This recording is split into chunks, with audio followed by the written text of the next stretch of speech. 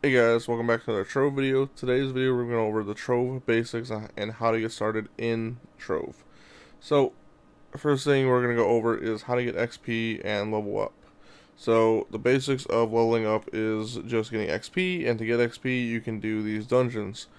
The dungeons look like little castles, and there's also like the larger castles which give even more XP when you defeat the main boss in there. Every dungeon is pretty basic. The object of the whole dungeon is just defeat the main boss and then move on to the next one. You don't actually have to kill every little thing in there. Get to the main boss or the main objective and then complete it and then move on to the next one, and that's going to be a really good source of XP. Another way to get XP is to do these Luminopolis NPC quests. So to find an NPC quest in the Luminopolis or the Neon biome, you're going to have to go to the Neon biome, and then once there, you're going to be looking out for this little like pillar icon or obelisk icon. Once you find that, it will have a quest NPC there. The NPC is random as far as what it will give you. This one is collect 50 plasmium. Which can be easy or hard depending on your resources. Let me get that real quick. So plasmium you just get by killing enemies. You can also get neon scrap cases. You can buy those in the market, and when you open those up, you can actually get plasmium out of those, and those count towards the quest. So apparently there are none, or I'm just spelling it wrong. But anyway, that's how you get that done. Either way, there's different ones. Killing enemies, killing certain bosses, doing some amount of dungeons, fishing, and whatever else. You can do 20 of these a day, and they're really good XP. You can do 20 a day. I don't know if I said that already. But you can do 20 a day, and the higher Uber you go to, the more XP you'll be able to get. So always go to the highest Uber you can to get your 20 done a day. Another good way of getting XP is by doing Battle Royale. Battle Royale is the Trove PvP. It is a Battle Royale style game mode. There's 20 players on the map. Last man standing is the winner. The more damage you do to other players and the more kills and the higher you place, all factor into how much XP you can get out of that match. So do good and get more XP. Do bad, get less XP. So that is it for just how to get levels. So another thing we want to go over is your gear. So gear is these pieces of gear here: your hat, weapon, and face, and your ring. Once you get to level 10, you can put on stellar gear. Once you get to level 20, you'll be able to put on crystal gear. However, crystal gear is a really easy to get rarity of gear, and it's a non-tradable piece of gear. How to get the crystal weapons is going, once you get to level 20 and 5,000 power rank, you can go to your atlas here, and then over here into the Geo top side in U8. So let's travel over here.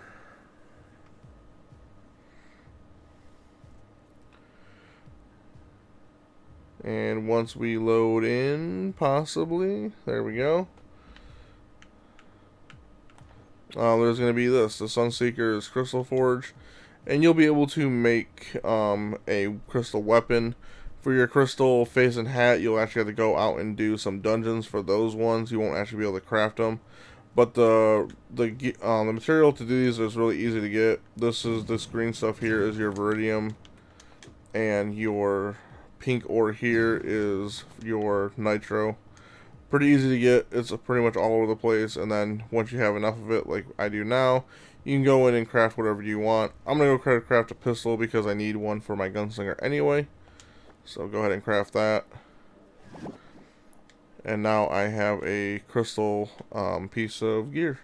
Stellars start around 600 PR, and then your crystals are already 800 PR at the basic level.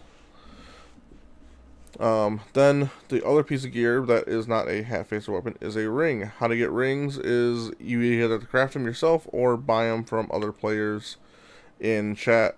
There's always people trying to sell rings for usually kind of a lot of flux, but a really easy way to do it is just make them yourself. So let's go back to my club, and I'll show you how to do ring crafting. Ring crafting is a profession in Trove. There is the ring crafting bench, there is the rune crafting bench, as well as the gardening bench, and there's also the crystallology bench. Those are all professions, and they all work the same way as far as you need to level them up to be able to craft the highest tier of stuff. So to do that, you'll be able to need to make 50 things in each tier to move up to the max. So recommend you make 50 of these diamonds. Once you do 50 diamonds, you actually craft 5 at a time, so you're actually making 250. And then that will allow you to make all these boxes here. You make 50 of those boxes, and 50 of these, 50 of those, and so on until you get to the max level. Once you're at the max level, you'll want to craft one of these boxes here, either the wisdom for magic damage or the power for physical damage. And you can buy the forged stellar souls off the market. They're relatively cheap, and you only need 2 of them. So a ring will only cost you probably a few thousand flux. Not a big deal. Definitely easy to obtain. And getting all the shapestone necessary for your diamonds as well as your boxes is definitely doable within a day, especially if that day is a bonus day like on a Wednesday. So quick transition to that. There are bonus days. You can go ahead and look in here on your welcome screen, and every day gives you certain bonuses. Tuesday is gathering day, so you get bonus resources when you're mining or harvesting. So if you want to try to do your shapestone and do the ring crafting, make sure you do that on Tuesday, and you'll get it done quicker with less effort. So there are another currency in the game called Cubits. Cubits are a free currency to obtain, but they are limited to how much you can get per day. You can do multiple star bars a day. You can do one main star bar, which is in the top right hand corner. That is 500 cubits a day without patron. And then there are 4 other star bars, which will give you, I believe, 100 per day. So you can use your cubits to go into the store and buy certain items. So those items include emblems and flasks. Your most important thing is probably going to be your death-defying vial, followed by martial emblem and arcane emblem. Martial emblem is for physical damage. Arcane is for magic damage. Chromatic is also a really good one as well. But this is what you're going to be saving your cubits for, is for these things here.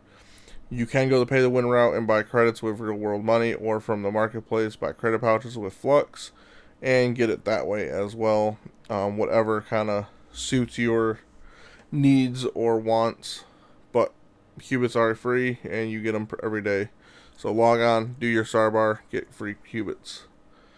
The last thing we're going to be going over, actually 2 more things we're going to be going over. Is going to be gems. So gems are another really important thing to do and to get. You unlock gem sockets as you level up. So the higher level you are, the more gem sockets you have. Unlocking the last one, I believe, at level 30. There are empowered gems that you get from empowered gem boxes that you can get from a couple different sources. I have previous videos that show you those, and then there's also the lesser gems that you get from just doing regular dungeons. At Uber 6 you can start getting radiant gems, which are the second to highest quality gems you can get. So as soon as you get a higher quality gem, just go ahead and replace the gem you currently had in there.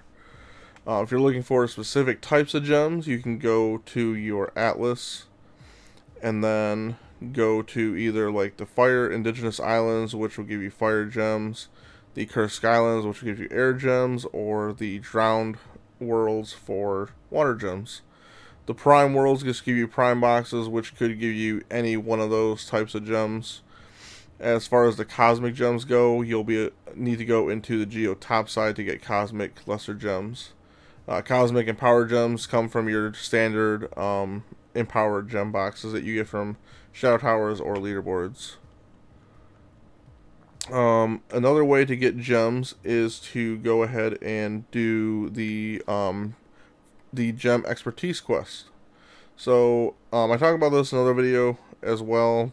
All the expertise quests. This one is a very important quest to do. All these different quests are available to do, but this one, the find gem boxes, is definitely a very important one to get done. This will give you gem dust as well as give you stellar lesser gems, and it'll give you empowered gems. So it's a really easy quest to do, and it'll get you a lot of PR really fast. Definitely recommend doing this and following it, and you'll be 10,000 power rank in no time at all. So last thing we want to go over is dragon coins. Dragon coins are used to make dragons. Dragons are very powerful because not only are they mounts, but they also give you passive stats that you can use across all your different characters. Critical damage, physical damage, magic damage, just damage in general. Jumps, magic find, all the different stuff. They're all passive, and once you unlock it, they're there for all classes. To get dragon coins, there are a couple different ways. You can use your Cubits, like we talked about earlier. In the store, you can go to the dragon tab and buy 5 dragon coins for 750 Cubits. Or you can wait for the top of every hour. There's either going to be a dragon coin challenge of some kind or a rampage of some kind. Rampages don't give you dragon coins, but the obviously dragon coin challenges do. There is a biome dragon coin challenge, which tells you to go to a certain biome and do dungeons in there.